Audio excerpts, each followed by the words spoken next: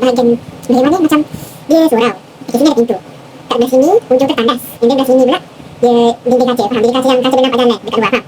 Okey. So dekat bahagian sini ada lah lombokan.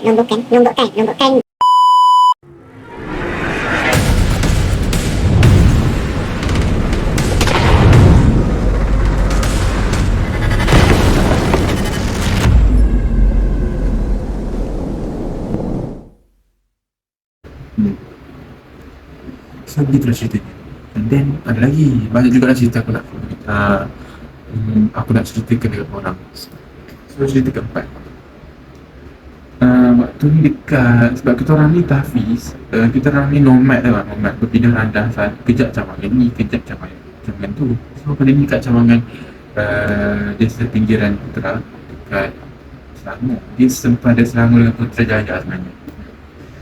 So dekat desa pinggiran ni ada bangun banglo lah, sebab tahfiz kita orang memang bangun banglo. Cuma dekat Sungai tu je bangun sekolah, yang lain semua banglo macam rumah ha. So dekat banglo desa pinggiran ni, kita orang duduk macam biasa lah, buat aktiviti harian dan rutin harian kan. Tiba-tiba satu malam ni, member aku yang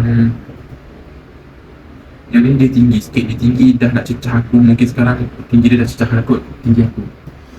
Dia keturunan dekat aku, keturunan Pakistan. Tak istilah aku lah, bukan Pakistan, India, mama apa dah tak tahu, tapi ada keturunan lah, memang keturunan bakal tinggi. So sambung cerita ni, dia waktu tu tengah kencing kot dekat dalam tandas lagi. Dia kencing, lepas tu kalau rumah banglo kan dia ada tingkap dekat atas tu, bahagian atas. Okay? Dia pun tengok dalam tank macam tu. Lepas tu kita nampak ada encik pot, ada gula-gula tengah dia tengah kencing. So kali ni memang betul-betul makhluk tu lah, gula-gula tengah tengok. Tak tahu gula-gula ke apa kan. Takut pula aku sebut gula-gula. So nampak gula-gula tengah tengok dia kencing, tengah tengok dia kencing. Lepas tu dia pun menjerit. Ada orang cakap dia jerit lah, tapi aku tak dengar. Sebab aku buat tu dekat dapur, tengah borak dengan member aku tengah pasting kan. So kita orang tahfiz ni, kita ada satu istilah khidmat macam kena kemas-kemas, kena siapkan tugasan yang dijadualkan. So aku tengah khidmat lah pada tu sebelum tidur. Lepas tu bising dekat bahagian ruang tamu, kita orang pun keluar tanya benda lah asal. Dia cakap dia ganggu dalam pocok, dan aku rasa dia kena ganggu macam sebut. Tak apalah, biarlah. Aku rasa kita orang kena ganggu waktu tu sebab kita orang baru balik daripada Johor melawat arwah cikgu akademik. Cikgu akademik lah, dia arwah warden. Arwah warden tu baik orang dia. Kita orang baru balik ke sana, and kita orang dekat sana tak mandi langsung. Memang majoriti tak mandi lah. Yang mandi, yang tak mandi tu ramai. Sepatutnya kalau melawat jenazah memang kita orang kena mandi, sebab memang ada benda-benda macam tu. So kita tak mandi sampai kita orang balik di sepinggiran tu mandi. And then seorang demi seorang ustaz kena kacau. Hari ni ustaz ni, esok ustaz tu pula kena kacau. And ustaz aku yang bilik beliau paling belakang. Beliau cakap kadang-kadang malam-malam tu bunyi ketuk-ketuk, bunyi tingkap macam tu. Tak pastilah, tak sure lah betul ke tak kan. Tapi aku tak pernah jadi kat aku. Nak juga experience rasa kan, tapi macam tak apa, tak jadi. Sebab rasa macam terlalu ekstrim. Okay. So berbalik kepada cerita tadi yang biar aku kena kacau kan. Lepas tu kita orang report dekat ustaz maksudnya. Kita orang pun satu malam tu lepas kelas hafalan baru lah untuk hantar esok. Kita orang pun pagar balik asrama kita orang. Kita orang pagar azan setiap penjuru, baca Al-Baqarah. Sebab sebenarnya kalau korang masuk rumah baru ke ataupun rumah yang dah lama tinggal ke, korang kena baca Al-Baqarah sebenarnya, jumpa Yasin. Setengah orang tu dia faham Yasin ni boleh buat apa je. Sebenarnya tak, Yasin ni untuk tahlil, boleh lah doa selamat ke apa. Tapi kalau nak pagar rumah tu, baca Al-Baqarah, bukan Yasin. Jangan jahil sangat tu, orang lapis dapat bodoh tu, dapat jahil. Okay, baca Al-Baqarah. Sebab ada hadis yang mengatakan bila baca Al-Baqarah, setan dia dengar, dia akan terus keluar dari rumah tu serta-merta. So itulah cara nak pagar dia, baca Al-Baqarah. Sebelum masuk rumah tu baca ayat kursi 3 kali, lepas tu ludah lagi 3 kali. Then azan setiap penjuru, and luar rumah sekali. Dinding tu azan lah. Azan Tapi azan tu dia kuat sikit lah, jangan slow sangat, takut nanti tak jadi pula kan pagar macam tak pagar. So kita pagar, lepas daripada kejadian tu dah tak ada dah kena ganggu-ganggu.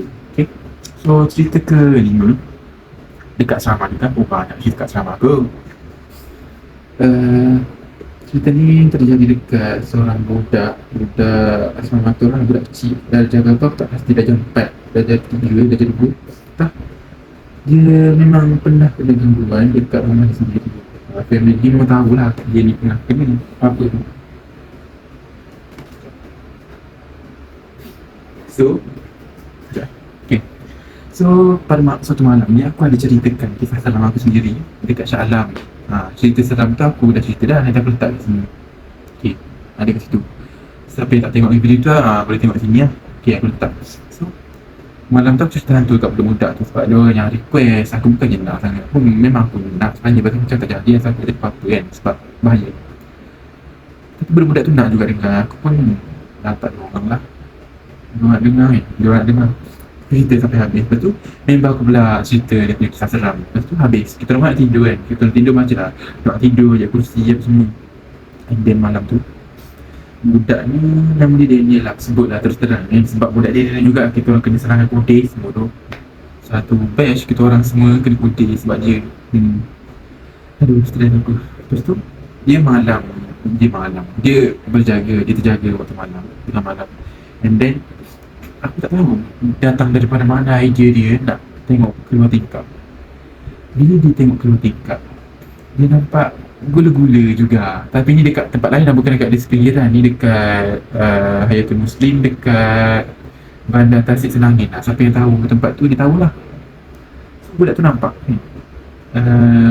lepas tu bila nampak, dia terkejut. Dia kedip mata kan, dia kedip macam tu, buka balik, gula-gula tu dah depan mata dia kan, kat luar tingkap lah. Dia terkejut, dia tutup mata, dia tidur. Okay, dia tidur. Lepas tu tak tahu lah, malam yang sama juga kot, sepupu dia ni, satu asrama juga dengan kita orang, nampak dia bangun, dia merangkak terbalik, merangkak macam tu kan. Dia merangkak macam tu lah, ada gangguan apa, tiba-tiba dia merangkak macam tu. Dia merangkak, sepuk jatuh dekat depan sepupu dia ni. Dan dia apa cerita apa yang terjadi malam tu. So aku pun decide, lepas tu tak ada setengah tu lah dekat budak tu, sebab takut jadi benda sama kan. Dan pernah juga dalam bilik yang sama, bilik tempat budak-budak tu, aku tidur dalam bilik tu lah kejap sebab bilik budak-budak remaja ni, bilik kita orang panas. Aku tidur dengan budak sebab budak ni sebadan dia orang kecil, and then ruang yang banyak mempunyai oksigen yang banyak juga. So aku tidur situ, bodoh sejuk. Bilik tu panas. So satu malam ni cerita yang ke-6 lah kot, ke-6 lah kot, aku tidur, and then aku terjaga tengah malam tu. Aku nampak langsir tu berkibar juga, macam cerita aku yang sebelum ni. Berkibar, macam bergulung kan. Bergulung dia tu macam tak dia buat bincang, bergulung macam ada orang main, tahu tak? Masa dia nak habis ni, tiktok ni yang dah aku dah storage aku, bodoh lah. So aku nampak langsir macam bergulung-gulung kan. So macam something lah tengah main dekat atas kepala aku, langsir tu bergulung-gulung kan. Tapi aku tengok langsir yang macam langsir tu dia sampai light belah aku ni bergerak, belah sana tak bergerak. Nak cakap kipas tak logik tau, sebab kat sana tak bergerak, kat sini bergerak, bukan main. So aku rasa macam something lah aku dekat situ. Tapi aku hiraukan tidur. So ya, ada satu lagi sebenarnya cerita aku nak beritahu ni, cuma tak cukup masa lah, dia nak penuh storage aku. Tak apa, nanti aku sambung di lain hari. So kepada korang yang sudi menonton, terima kasih. Cakap kan yang baru singgah ke channel ni, aku ucapkan terima kasih juga, dan jangan lupa like, share, komen and subscribe kepada yang baru singgah ke channel ni. And terima kasih lah sebab tekan video ni, and itu sajalah kot. Assalamualaikum, bye.